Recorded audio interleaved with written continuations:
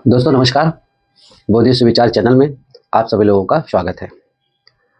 दोस्तों आज हम पुष्यमित्र शुंग पर चर्चा करेंगे, क्योंकि बहुत से लेखक और इतिहासकार पुष्यमित्र शुंग को ये बताते हैं कि ये ब्राह्मण था। तो आज इसकी हम जो फैक्ट चेकिंग होगी कि वास्तव में ये ब्राह्मण धर्म का था या बौद्ध था। इसमें कुछ इतिहासकारों का कहना है कि पुष्यमित्र शुंग ये ब्राह्मण वंश का था, लेकिन किसी इतिहासकार ने अभी तक इसका कोई लिखित एविडेंस नहीं दिया है। ये नहीं बताया है कि ये हमारा एविडेंस है और ये ब्राह्मण है।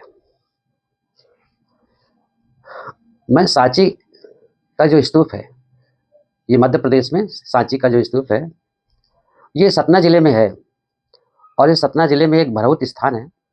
तो वहाँ पर जो सांची का स्तूप बना हुआ है, उसको हम चित्र के माध्यम से आपको दिखा रहे हैं। और दिखाना इसलिए है कि पुष्यमित्र शुंग बृहदत्त की हत्या करने के बाद वो अपनी राजधानी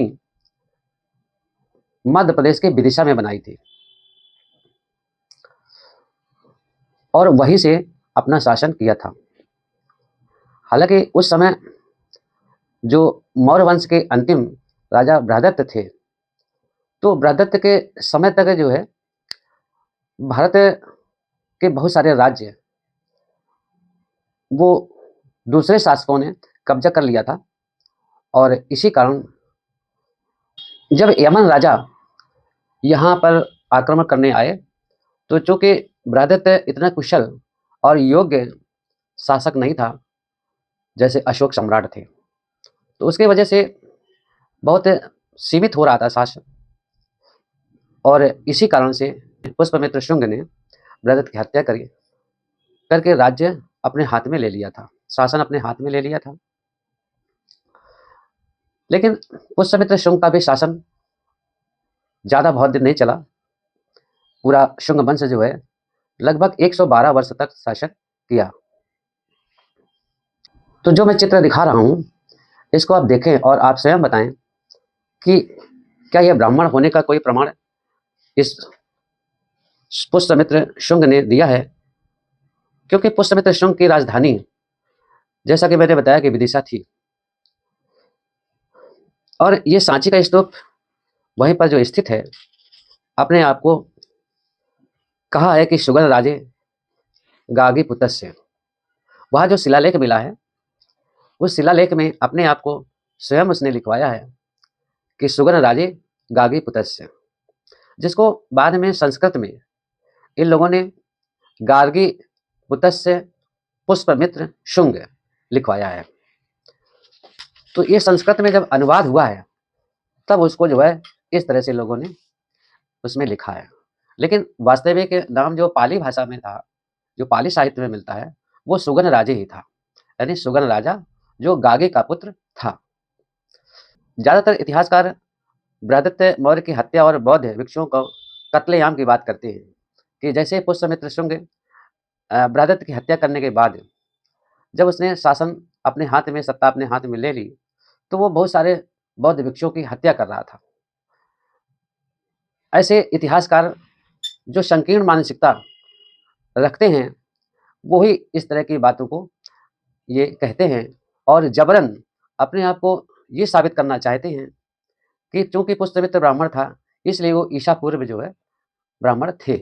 इस तरह का साबित करना चाहते हैं ये जबरन, लेकिन इसके कोई प्रमाण नहीं है। और अगर उनसे साक्षात या साक्ष्य मांगे जाते हैं, उनसे जब साक्ष्य मांगे जाते हैं, तो साक्ष्य तो आज तक अभी नहीं दे पाए हैं। इसका एक कारण और था कि ब्राह्मण शब्द की उत्पत्ति भी उस समय नहीं थी। ये ब्राह्मण शब्द की उत्पत्ति 7वीं 8वीं शताब्दी के बाद आई है। तो जब ब्राह्मण शब्द ही 7वीं 8वीं शताब्दी के बाद आया है, तो ईसा पूर्व का प्रमाण वैसे भी आप नहीं दे सकते हैं, क्योंकि जो चीज़ है ही नहीं उसका प्रमाण उस समय कहाँ होगा। शुंग वंश का शासन काल जो है वो 185 ईसा पूर्व से लेकर के और 73 ईस्वी तक जो है उसने शासन अपना किया था। और इसके जो राज्य क्षेत्र थे वो मगध था, अंग था, बंग था, वज्र था, विदिशा, काशी, कौशल, वत्स, मल्ल और जनपदों में ही था। ये जो सारे जनपद मैंने बताए वहीं तक इसका शासन था। भगवान बुद्ध की का जन्म स्थान लुम्बिनी है। आप ज़्यादातर लोग जानते हैं कि भगवान बुद्ध का जो जन्म स्थान है वो लुम्बिनी है, और ज्ञान प्राप्ति का स्थान बोध गया है, और महापरिनिर्वाण जो भगवान बुद्ध का हुआ था वो कुशीनगर में हुआ था। इसके बाद धम्मचक्र जो प्रवर्तन गौतम बुद्ध ने किया था वो सारनाथ में किया था। विश्वविद्यालय शिक्षण संस्थान जो नालंदा है, जहाँ पहली बार संगीति हुई थी वो राजगीर में हुई थी। दूसरी संगीति जो वैशाली में हुई थी। अशोक सम्राट के द्वारा बनवाए गए अनेक स्तूप और स्तंभ लेख जिनमें एक भी खरोंच तक शुंग काल में नहीं हुई थी, यानी शुंग काल में किसी प्रकार का कोई नुकसान नहीं हुआ था। और अनगिनत बौद्ध भिक्षु जो है इन स्थानों पे रहा करते थे। पुष्यमित्र शुंग के 112 वर्षों के शासन काल में कोई ऐसी अप्रिय घटना नहीं घटी थी, ऐसा इतिहास में या उनके अभिलेखों से ऐसी जानकारी मिलती है। बल्कि ठीक इसके विपरीत है, सारनाथ में जो भरौत सांचे से शुंगकालीन मरम्मत करवाने का लिखित अभिलेख मिला है। यही प्रमाण कहते हैं कि पुष्यमित्र शुंग एक बौद्ध राजा था,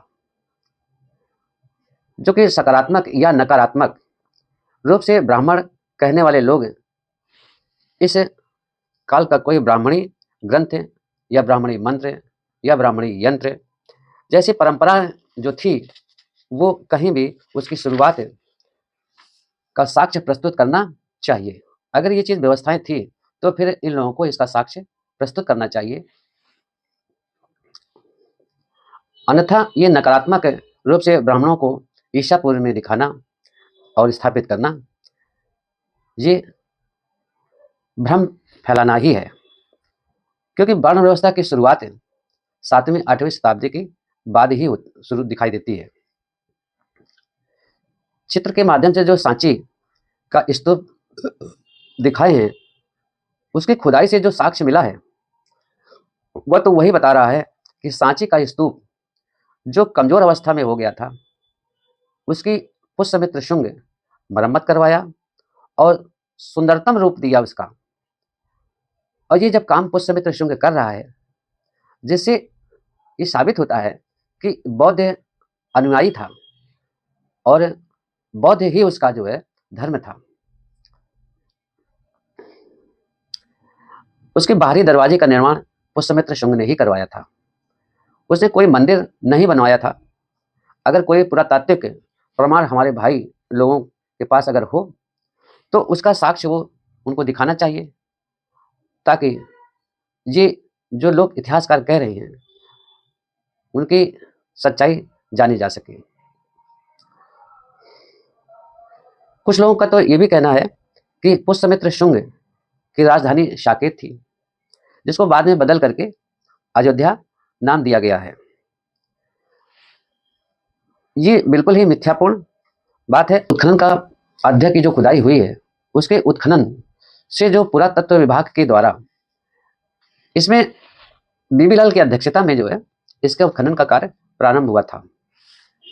ये 1975 में शुरू हुआ था और 76 तक काम हुआ, जिसमें उन्होंने ये बताया है कि इस साकेत नगरी में 2700 वर्ष पहले जो मिट्टी के बर्तन मिले हैं उसके कार्बन डेटिंग से ये पता चलता है कि उस समय कुछ लोग यहाँ रहते थे। कोई ऐसा वो नहीं बताया है कि किसी की कोई राजधानी थी या कोई राजा रहा होगा, उसके ऐसे कोई प्रमाण नहीं मिले हैं। जबकि पुष्यमित्र शुंग के जो भी प्रमाण हैं वो विदिशा में ही मिलते हैं। इसका मतलब ये है कि जो पुष्यमित्र शुंग है वो अयोध्या की राजधानी नहीं बनाया था, अयोध्या को राजधानी अपनी नहीं बनाई थी, बल्कि उसने जो राजधानी बनाई थी वो विदिशा ही बनाई थी। इसलिए लोगों का यहाँ पर भ्रम समाप्त हो जाना चाहिए कि कोई ये कहता है कि वो अयोध्या राजधानी बनाई थी और अयोध्या में वो राम के रूप में था। इस तरह की तमाम सारी बातें अप्रामाणिक तौर पे लोग करते हैं, जो नहीं करना चाहिए था। 1861 में एक बार और पहले अलेक्जेंडर महोदय ने जो है अयोध्या का उत्खनन करवाया था, जिसमें उन्होंने ये बताया था कि ये स्थान जो है बौद्ध लोगों के जो प्रमाण मिले हैं उससे ये साबित होता है कि पहले ये बौद्ध लोग, कुछ लोग यहाँ बौद्धिस्ट रहा करते थे, क्योंकि वहाँ पर 2 जो है विहार मिले हैं और उन विहारों में कुछ लोग रहते थे। तो अयोध्या में भी जो है बौद्धों का ही पहले कुछ बौद्ध लोग रहा करते थे, भिक्षु लोग रहा करते थे। इस तरह के प्रमाण मिले हैं। अगर सही में आप लोग पुष्यमित्र शुंग को ब्राह्मण वर्ण का प्रतीत होता है, तो उस पुष्यमित्र शुंग के द्वारा कहीं भी या किसी भी जगह का कहीं का कोई अभिलेख अगर आपको मिलता है कि वो ब्राह्मण होने का, तो आपको साक्ष्य के रूप में इसे दिखाना चाहिए। पुष्यमित्र शुंग के काल में कोई वेद या वैदिक मंत्र वाली संस्कृत भाषा का कोई साक्ष्य आज तक अभी नहीं मिला है, क्योंकि पुष्यमित्र के काल में संस्कृत का अभी उद्भव ही नहीं हुआ था। और उसी आधार पर अगर कोई वैदिक की बातें करता है तो वो भी जो है मिथ्यापूर्ण होगी, क्योंकि उसके साक्ष्य मिलेंगे ही नहीं, क्योंकि जो चीज है ही नहीं उसके साक्ष्य कैसे मिलेंगे। पुष्यमित्र शुंग के काल के बारे में कोई इतिहासकार और लेखकों का मत कभी ये हो जाता है कि पुष्यमित्र शुंग ने अपने समय में पाणिनि और पतंजलि के द्वारा संस्कृत भाषा में रामायण की रचना करवाई थी। लेकिन आज कोई भी शुंग काल की संस्कृत में लिखी हुई उस रामायण को साक्ष्य के तौर पर दिखाने को तैयार नहीं है। आखिर ये सब क्यों है? जबकि साक्ष्य के तौर पर चीनी साहित्य में मिलता है कि पुष्यमित्र शुंग द्वारा सारनाथ में स्तूप की मरम्मत का कार्य किया गया था। पुष्यमित्र शुंग के द्वारा लिखित साक्ष्य आज के संग्रहालय की शोभा बढ़ा रहे हैं। तो यहाँ पर जो है इन साक्ष्यों के आधार पर यह प्रमाणित होता है कि कोई वैदिक सभ्यता नहीं थी, वो पूरा सम्यक सभ्यता थी। और सम्यक सभ्यता जब थी तो वो पुष्यमित्र शुंग भी सम्यक सभ्यता का ही पालन करता था। तो दोस्तों, आज का वीडियो हम यही समाप्त करते हैं। धन्यवाद, नमस्कार, नमो बुद्धाय, जय भीम, जय भारत।